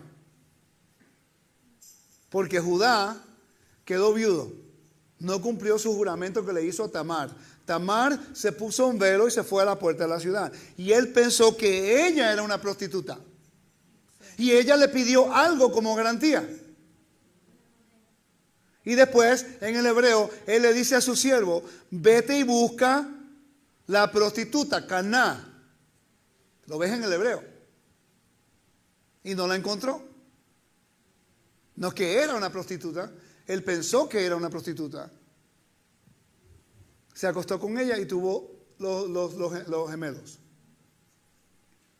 Ella utilizó la cultura del momento para que él pudiera cumplir su juramento. Por eso fue cuando él quería, la vamos a quemar. Y vio la evidencia, dijo, tú eres más justa que yo, porque rompió su juramento. ¿Entienden ahora por qué ella hizo aquello? No se justifica porque ella no lo hizo con cualquier hombre. Solamente lo hizo con el hombre que le prometió, de acuerdo a las leyes antiguas, eso se podía hacer. ¿Okay? Se suponía que le diera el hijo y no lo hizo. Pues ella necesitaba el honor porque no tenía hijos, no tenía esposo, no tenía protección. Eso lo vamos a cubrir más tarde. En la Biblia hebrea, la palabra normalmente traducida como prostituta, sagrado o de culto, es kedashah o kedeshot, singular o plural femenino. O kedesh, kedeshim, singular, plural masculino. Estos 4 títulos no aparecen con mucha frecuencia en la Biblia hebrea. ¿Okay? En su mayor parte los términos aparecen en libros desde Deuteronomio hasta Segunda de Reyes. La llamada historia deuteronomista, que es especialmente nacionalista, polémica y denunciadora de la religión cananea. La suposición de que la prostitución sagrada no solo había ocurrido, sino que había ocurrido en el contexto de los cultos de fertilidad, resultó de la asociación deliberada de la Biblia hebrea de Kedeshah, mujer sagrada, consagrada, con soná, prostituta. Caná, Kedashah, soná. Señora sentada en el norte de Siria, sosteniendo una copa, quizás una sacerdotisa o reina, que también habría sido sacerdotisa como resultado de su reinado. Fragmento de talla de marfil encontrado en Asiria, pero probablemente hecho en Siria, Canaán. ¿Me están siguiendo? Estoy leyendo mucho porque quiero explicar esto. Tiene que ver con la... Vamos a hablar de los templos cananeos y ahí paro, ¿ok? Lo dejamos ahí. Dice, una de las características más importantes de una ciudad cananea era su lugar santo. Se han encontrado lugares sagrados cananeos en Biblos, Rash Shamra, Laquis, Hazor, Megiddo. Yo he estado en 4 de esos 5 lugares. Los templos cananeos fueron concebidos como la casa del Dios, cuya presencia estaba simbolizada por una estatua de la deidad o un objeto sagrado que representaba al Dios o la diosa. Muchos templos cananeos eran tripartitos. Tenían 3 partes, igual que el templo de Israel.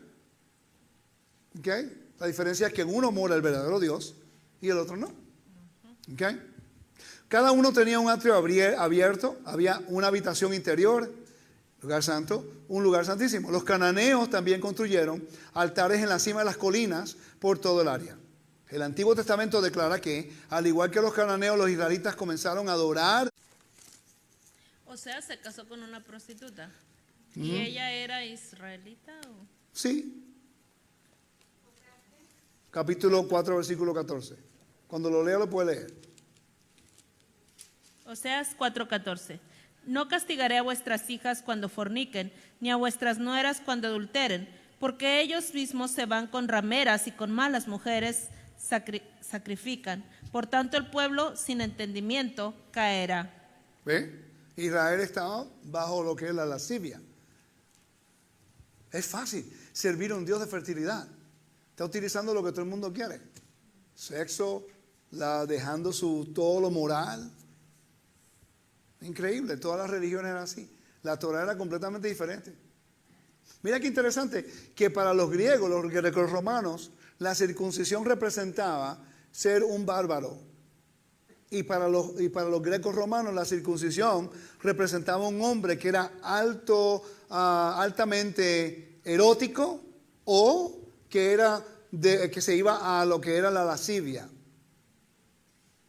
Eso es lo que pensaban ellos. Ahora, imagínese usted ser una mujer en el mundo greco-romano, que su esposo no es circuncidado. Para ellos, un hombre que no es circuncidado era un hombre bárbaro y son inmorales cuando ellos están viviendo una vida moral. ¿Están viendo el contraste? Por eso fue que en el primer siglo, la explosión del evangelio, muchas mujeres greco-romanas entraron al evangelio. ¿Por qué? Porque vieron que las acciones de un hombre hebraico que seguía la Torá determinaba su compromiso a Dios y su compromiso a la familia. Y no hay otra mujer, ninguna mujer que le guste que su esposo esté corriendo para ir para abajo con otros hombres y mujeres. ¿Quiere un hombre fiel? ¿Sí o no? Sí. Mejor que digan que sí. Sí. ¿Ok? Entonces el contraste ahora se convierte bien delineado. Lo que sirve al Dios de Israel tiene un compromiso y son fieles. ¿Okay? Pero si tú creas una religión de orgías y tú eres criado en ese ambiente, la mujer va a aceptarlo y el hombre lo va a hacer. Y te dice, pero ¿por qué me fuiste infiel? Estaba adorando a mi Dios.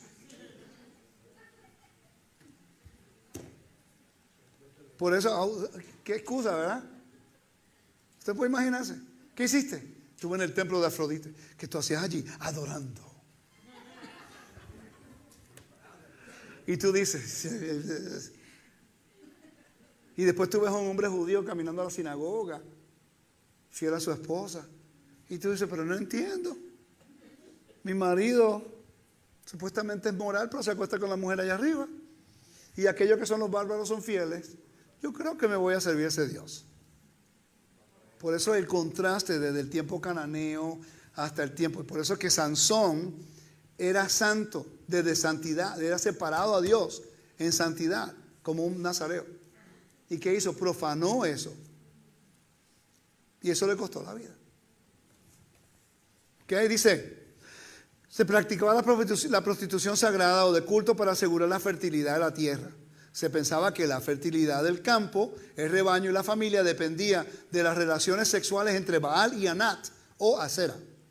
De acuerdo con un patrón de magia compasiva, los adoradores de Baal imitaron las acciones que deseaban que Baal realizara. Así, adoradores y adoradores participaban en actos sexuales sagrados en el templo para asegurarse las bendiciones de la naturaleza. Otra práctica asociada con los lugares sagrados cananeos fue el sacrificio de niños. Se ofrecían niños a los dioses cananeos como sacrificio supremo y como demostración de fe por parte del adorador. ¿Qué hace la mujer? Una prostituta o una mujer que se acuesta con cualquiera y queda embarazada. Lo mismo que hacen ahí. Nada ha cambiado, familia. Deuteronomio 23, 18 dice, vamos a leerlo juntos.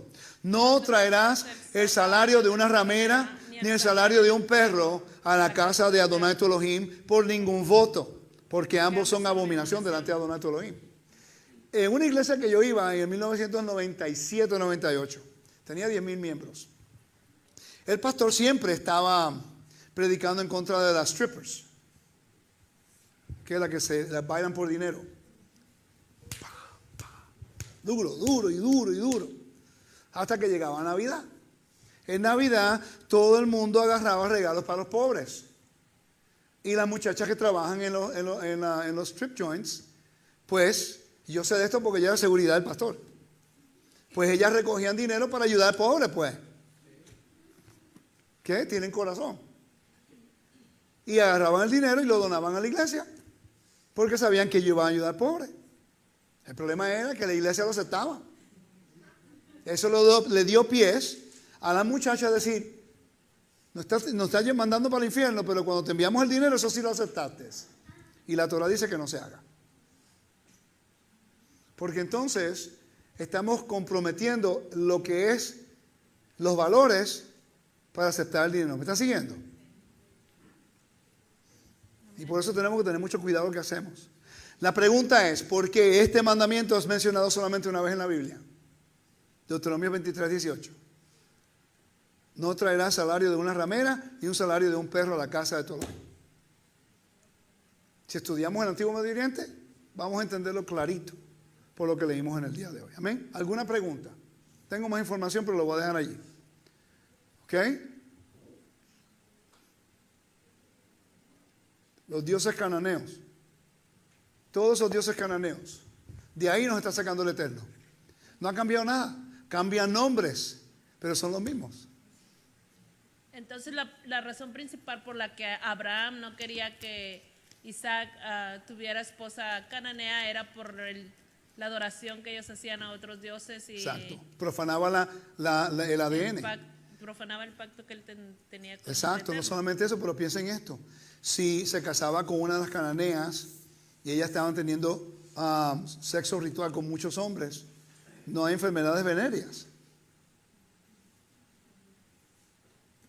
Uno nunca sabe lo que puede ocurrir, muchas cosas que pueden ocurrir. Si tienen sexo con animales, el hombre, ¿qué puede ocurrir? El Eterno que quiere es proteger a su pueblo. Él le dice, ten todo el sexo que tú quieras con tu esposa, pero hazlo de acuerdo como se debe hacer. Porque cuando eso es aceptado por el Eterno, es para disfrutarlo porque es un convenio, pero no para profanarlo. Por eso necesitamos entender el antiguo Medio Oriente. Para cuando venga una persona dentro de raíces hebreas y te dice, sí, porque podemos tener más de una mujer. Tú le dices, eso es lujuria. That's just lust. Están justificando, utilizando la Biblia para justificar su lujuria. Y cuando está empezando la Torah, muchas personas dicen, pero en la Biblia se aceptaba más de una mujer. Sí, si la mujer no podía dar a luz, entonces se buscaba una mujer para que pudiera proveer el honor al esposo y a la esposa, como lo hizo Agar con Sara. Esa era parte de la cultura. Hoy día de repente no tiene que hacer eso porque hay otros métodos científicos que se pueden utilizar en la medicina. O se puede adoptar, que en aquel tiempo era una opción. Pero hoy día you don't need that, no se necesita eso. Porque hay personas que conocen una amiga y dice, tú pudieras llevar el espermatozoide en el óvulo y tú puedes cargar el bebé, aunque no haya el sexo. En aquel tiempo no había esa opción. Entonces la mujer tiene que decir, ok, voy a decir la cuando esté en la tienda, pero necesito un hijo. Suena raro, pero la cultura era diferente. Por eso pasaba eso como ¿con quién? Con Sara y Agar. Sí. Con Sara y Agar, exacto. Amén. Mucho que cubrir en poco tiempo, ¿no? Pero aprendemos todo el tiempo. Y solamente cubrimos un capítulo y un versículo del capítulo 24. ¿Cuántos acres compró Abraham? 133. Que el Eterno me lo bendiga y me lo guarde. A los hermanos en el internet, ¿dónde estoy? Aquí. Allá. Aleluya. Regresen con nosotros el próximo miércoles, por favor, que vamos a estar cubriendo la próxima parashá. El capítulo 26, 27 y 28, creo, ¿no? Que el Eterno me lo bendiga, me lo guarde. Shalom a todos. Bye bye. Okay.